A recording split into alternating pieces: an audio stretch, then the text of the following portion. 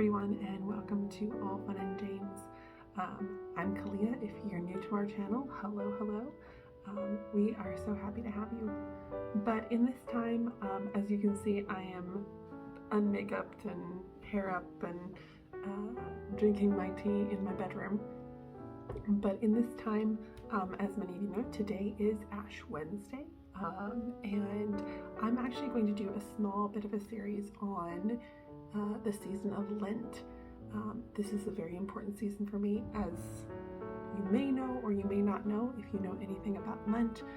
And this is the 40 days that lead up to Easter. 40 days not including the Sundays that lead to Easter. So this is a time in the church calendar that basically many people across the world kind of gear themselves up and point themselves toward what we're doing in Easter time when we start talking about Jesus' death and resurrection. And this is a time that we focus and concentrate on him. This is meant to represent the 40 days that Jesus fasted and was tempted in the desert. And so in this time and series, I'm gonna kind of take you through, I'm kind of gonna do this fairly informal-ish type of thing, but I'm gonna take you through kind of what it is, what I do every year. I did not grow up in a liturgical or super traditional church. I grew up in a Pentecostal church that I don't ever remember us like really talking about Lent or like having that celebration. However, I grew up around a lot of Catholics. A lot of my friends in high school were Catholic. My mother was raised Catholic, and so when Lent would come around, all my Catholic friends would say, "Oh, what are you giving up for Lent? We're giving up this, we're giving up that." High schoolers, it's normally like chocolate or sugar or bread, something simple. And they get really irritated when you can't eat chocolate as a high schooler and everyone else is eating it. But in that time, I actually started to participate in this, even though I wasn't Catholic, for the reason that a lot of my friends who were Catholic, I saw fast, I knew how to fast, and I had done a bit of fasting before as a young teenager, but I saw my friends kind of struggling with it, and I was like, well, what if somebody I can do this with you, because my whole group of friends were Catholics. So I said, okay, what if I did it too? And so it kind of was another thing to keep people accountable, and also to encourage my friends, because I actually liked that they had a good religious practice, something that I saw as valuable, and I also saw it as valuable for myself. The practice of fasting in some shape or form, whether it's like a total fast where you're not drinking any food or water, which for 40 days would be something huge. Obviously, that's what Jesus did, and that was miraculous in its entirety. And doing those full and total fasts can really be hard on your health, and so that's something that I would always suggest somebody, if you're going to go into fasting and praying, to know what you're going to do first, or also to pray about what you're going to fast and pray about, which sounds kind of redundant, but it's true. You actually need to know and pray about what you're going to do before you do it. And so, yes, so that's a total fast. Some people do water fasts where they just drink water at this time, or they do seasons, or specific times of the day. I'll know, many of you may know, if you know anything about the Muslim faith, during Ramadan, they will fast, but only during the daylight hours. So you can eat when it's dark outside, basically. So either early morning, or most people, I think any of my Muslim friends correct me, usually you may break your fast after sundown. So Some of these things are ways to go about that. Some people do what they call a Daniel fast, which is you eat like Daniel and Shadrach, Meshach, and Abednego ate early in the book of Daniel, when they only ate fruits and vegetables. They ate no meat because the meat was sacrificed to gods. So they only ate fruits and vegetables and drank water. Some people do this. Some people do partial fasts, fasting one particular day. I'm doing some partial things where I will fast food during one particular day. I still usually drink water because I do find it difficult to go throughout the day. It gives me more of a headache, and it's harder to concentrate without water or anything. So even like right now, you'll see I'm drinking a cup of tea, but I'm not eating for the majority of today. I will eat a dinner tonight, but I won't eat for the day.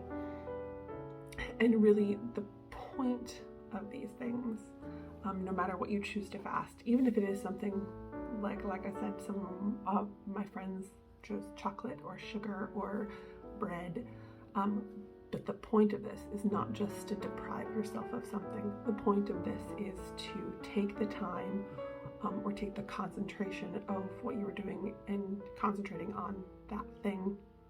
Food is easy because it is something that we have to have and have to sustain ourselves, and we have every day.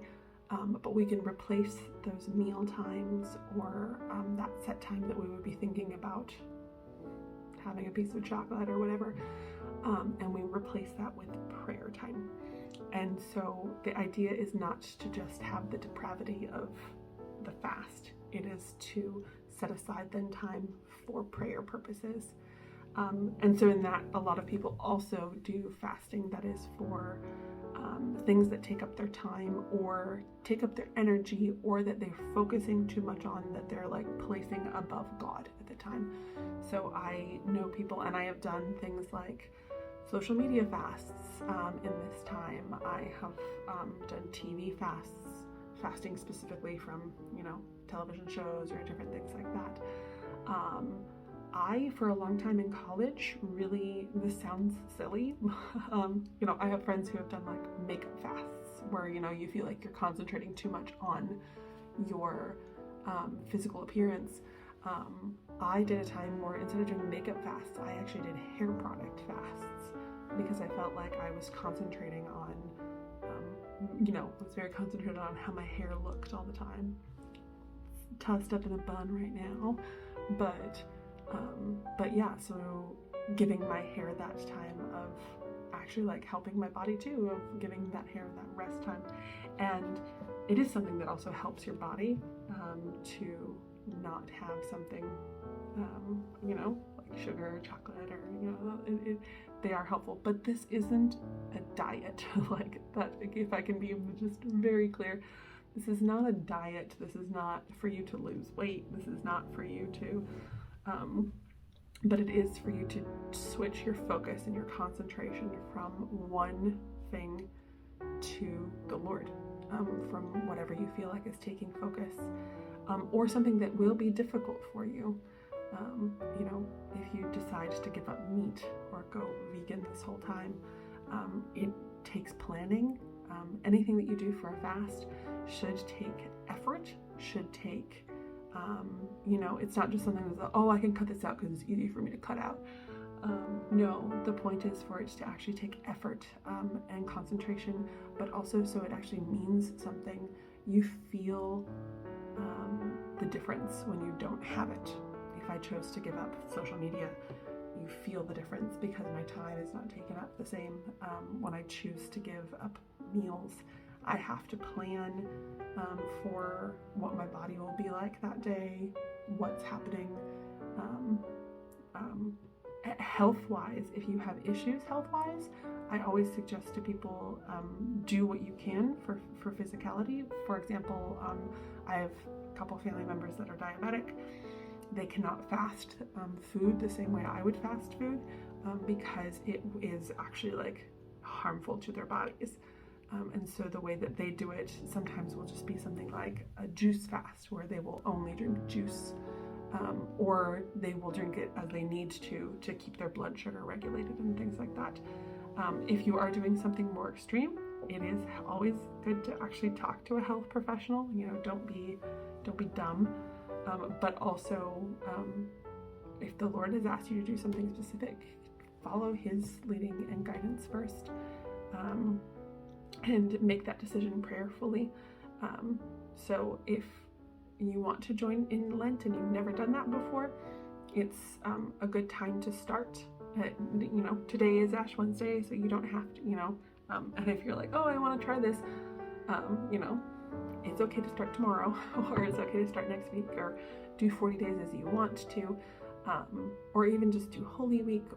But the reason I like doing Lent, because technically you can fast any time of the year, and several different, especially liturgical churches have, I know Orthodox Church has specific times all over the year that they fast in different times. And I have friends who fast always at the beginning of the year, different, but the reason I like doing Lent is because, for one, I enjoy joining something that so much of the global church participates in, no matter their denomination. So many denominations, not just Catholics or Orthodox or different sects and different people know what Lent is, but we also all recognize that it's not something that you find in the Bible, but it is something that recognizes a time in Jesus's life that we can concentrate specifically on something. And so that's it's a good way to join in a global church idea and movement, and concentrate together. Other believers are also participating in this. They're also giving up things that they're trying to concentrate on the Lord, and also just in a time that we can all lift up things specifically in prayer. And I don't think that we have a time, that you could say that there's more things that we need to globally pray for than now, with the Ukrainian crisis happening right now, and everything that's happening in Ukraine and Russia. I live in Europe, so this is real and on our back door. We already have refugees coming into our city, and everything that's happening, it is a good time to refocus and turn our eyes towards the Lord and towards Jesus and what his resurrection is and did and it is in our lives daily, but also just to concentrate on what the sacrifice really meant. And I think that's what I like to concentrate the most on in this time is that what was it for? Why did he do this wonderful thing for me? Why would Jesus die on the cross for me?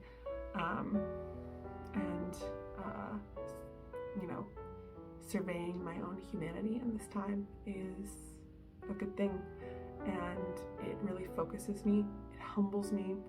I feel like it actually sets me up for the rest of my year, and that's it gives me a chance to participate in something so global but also so personal. It reminds me that I'm a part of the church, Big C Church as a whole and a global, but also that Christ lives in my own heart, and his relationship with me is very, very personal. So that's what we're doing at this time. I hope that you'll join me, and in some shape or form, if you feel like you have prayer requests that you want me to pray for, you can always stick those in the comments below, because I will pray for them and I will reply to you. If you do want to join me, you can also tell me that you're going to join, and kind of follow along. I will post at least one video a week about Lent as we go for the next 7-8 weeks, or whatever the 40 days is, up to April 15th or 14th, 15th, whichever Easter is. But yeah, so I will post at least once a week, if not a few times more, if I feel like there's something that I want to say. But yeah, so I'm excited for you guys to join me on this and see what the Lord is doing in your lives. If you have, like I said, prayer requests or a praise report of something that you feel like the Lord is doing right now, you can also stick that in the comments. But like I said, this is just kind of a way to go through this journey together. It's always good to have a community about you, And no one needs to flaunt that they're fasting or anything like that. Fasting is something that is actually incredibly personal, but it is a spiritual discipline that is very important and helps us. So if you'd like to join, please do, or encourage others to participate in something that is beyond them. If you have any questions or concerns, you can also comment those below. But yes, so happy Lent, happy Ash Wednesday. But I will see you, and we will do this together. See you. Ciao.